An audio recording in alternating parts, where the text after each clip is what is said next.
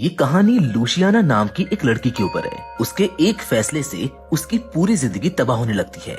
एक एक करके उसके परिवार के सभी लोग मरने लगते हैं। उसका वो फैसला क्या था जिससे उसको ये सब देखना पड़ा, और वो कौन आदमी है जो उसके परिवार को एक एक करके किसी साए की तरह मार रहा है, ये आपको इस कहानी में पता चलेगा। इस कहानी को सेबेस्टियन शिंडल ने डायरेक्ट किया है, जो अपनी क्राइम थ्रिलर मूवीज के लिए काफी फेमस है। So with all that said, चलिए जल्दी से स्टार्ट करते हैं आज की इस कहानी को। कहानी की शुरुआत में हम एक बुक इवेंट को देखते हैं, जहाँ एक बहुत बड़े राइटर क्लॉस्टर अपनी न्यू बुक के लॉन्च के लिए आया है। मीडिया वाले क्लॉस्टर से उसका ऑटोग्राफ मांगते हैं।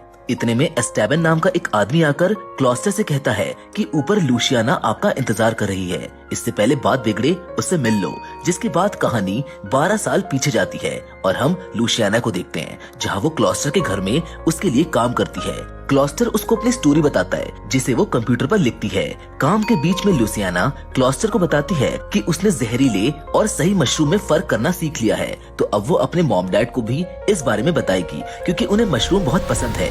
यहाँ पर क्लॉस्टर लूसियाना को गंदी नजरों से देखता है। इतने में ही क्लॉस्टर की बेटी पॉली आ जाती है और लूसियाना से उसके साथ खेलने को कहती है। क्लॉस्टर की एक बेटी और वाइफ है। वो अपनी बेटी पॉली से बहुत प्यार करता है। वही पॉली को लूसियाना के साथ खेलना बहुत पसंद है। लूसियाना क्लॉस्टर के अलावा भी एक और राइटर के साथ काम करती है, जिसका नाम एस्टेबन है। लूसियाना इन दोनों के साथ काम करती है, लेकिन कभी भी वो एक दूसरे को इनकी बात नहीं बताती। अगले दिन फिर लूसियाना क्लॉस्टर के घर पर अपने काम पर जाती है, लेकिन आज क्लॉस्टर की वाइफ और उसकी बेटी पॉली बाहर घूमने जा रही हैं। इसीलिए आज ही दोनों ही घर पर अकेले हैं। लूसियाना रोज की तरह क्लॉस्टर की स्टोरी को कंप्यूटर में लिखती है, पर आज क्लॉस्टर उसको अपनी वाइफ के बारे में बताता है कि वो एक नेशनल लेवल की बेली डांसर थी, पर एक कार वाले ने उसका एक्सीडेंट कर दिया और उसके पैर में काफी चोट आई, जिसकी वजह से बेली डांस में उसका करियर खत्म हो गया। जब से वो काफी गुस्से और डिप्रेशन में रहती है। लूसियाना को ये सब सुनकर काफी बुरा लगता है। तभी एक बार फिर क्लॉस्टर लूसियाना को गंदी नजर से देखने लगता है। क्लॉस्टर की स्टोरी में जो लड़की होती है, उसके शोल्डर पर एक निशान होता है। ये सुनकर लूसियाना अपने शोल्डर को दिखाती है। वो कहती है कि देखिए, एक ऐसा ही निशान मेरे शोल्डर पर भी है।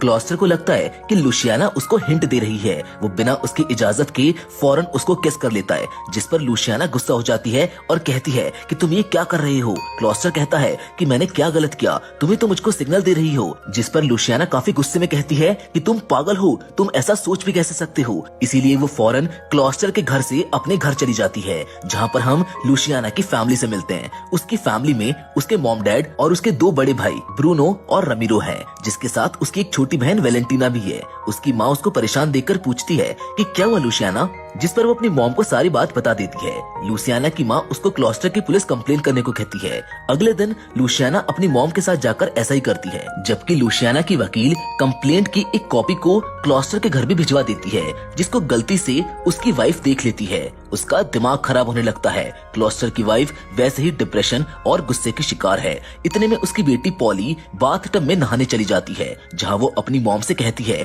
कि लूसियाना कहाँ है, वो बहुत दिनों से नहीं आई, मुझे उसके साथ खेलना है। वो जोर जोर से शोर मचाने लगती है कि उसको लूसियाना के साथ ही खेलना है। इस चीज से क्लॉस्टर की वाइफ को और ज्यादा गुस्सा आ जाता है और वो अपनी बेटी को बाथटब में डुबाकर मार देती है और खुद डिप्रेशन पिल्स की ओवरडोज ले लेती है, जिसकी वजह से उसकी भी मौत हो जाती है।